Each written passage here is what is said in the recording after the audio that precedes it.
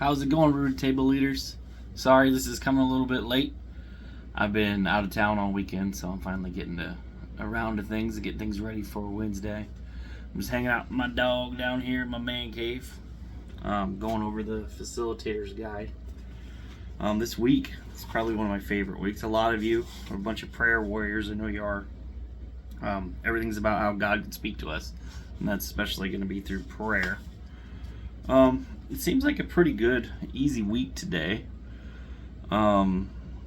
Just go through your week through facilitator's guide. I think everyone has a facilitator's guide now, and if you don't, please come and find me. I think I have 2 more I can hand out if possible. Going through, I look on week 3 group time. We have appoint a future leader to help you welcome the group as they arrive. You can always take, we have leaders and co-leaders. You could have the co-leader do this, or if you see somebody that's kind of a star in the group that's shining as a leader, just put them in that position and have them greet people. With the icebreaker, you can use some of the examples in the back if you want. You can always come up with your own.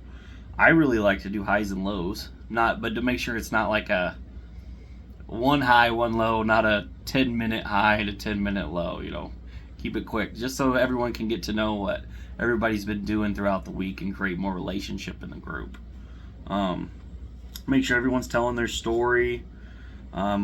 Just have one person share this week, because we have 7 more weeks, 6 more weeks. So everyone, I'm pretty sure we'll have enough time with the smaller groups we have this time to have everyone share their stories.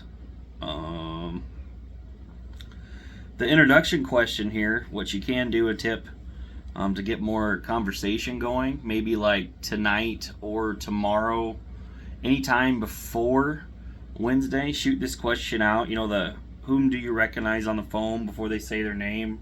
What makes them so recognizable for you? And what do you love, hate about caller ID? Do you use it to screen your calls, kind of thing? If you sent that out and be like, don't answer this now, but just think on it for Wednesday, people might have more time to think and really dive deeper so they can answer the question a little bit more. Same thing with when you're going through this week's devotionals, like in the discussion, what challenged you or impacted you for reading or journaling this week. Just hit them up throughout the week and be like, hey, make sure you put like a little flag here or a highlight here that this is something that God spoke to me. Because this week, it's about how God speaks to us. So, and if you kind of do that a little bit before, you get a lot more discussion, a lot deeper discussion in your group. Make sure for sure you're getting a prayer list going and sending that out to your group. I think we had like 6 or 7 prayers going on. But that's something that really creates relationship.